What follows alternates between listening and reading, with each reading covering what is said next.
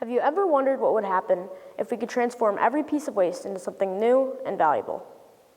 My passion for sustainable agriculture started with my science fair project at Avery Coonley about microgreens. I started this project when I visited Plant Chicago, a nonprofit organization that works with its neighbors to grow food. It also creates businesses by helping recycling waste into new products. Plant Chicago educates people with hands-on programs and equips them with tools so that they can live more sustainably. My visit to see what it does through circular economy is why I'm here today.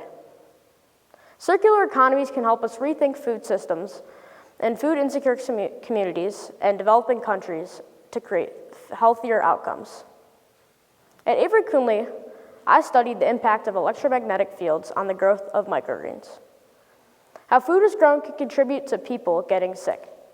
It might not have enough to eat because their land, or water, or environment isn't healthy. According to the World Health Organization, 1 in 11 people globally face food insecurity, and more severely, 1 in 5 people in Africa face hunger. Seeing what Plant Chicago does taught me small changes, like growing microgreens at home or in schools, can make a big impact. We can already use what we have, but we can also stretch budgets to create small-scale innovations that solve a lot of local issues.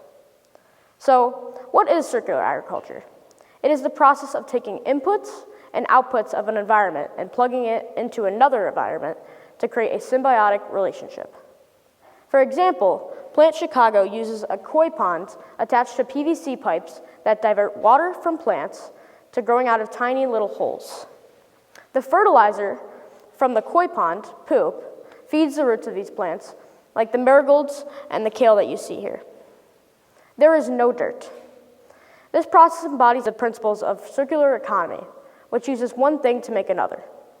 Nothing is wasted.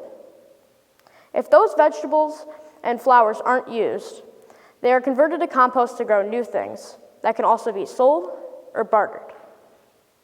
Other solutions to solving food insecurity, including advocating for policy change and for more sustainable practices, sharing resources.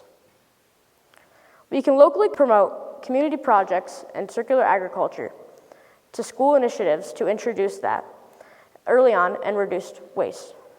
Some of the challenges of circular agriculture may be initial high cost, especially in developing countries with higher populations.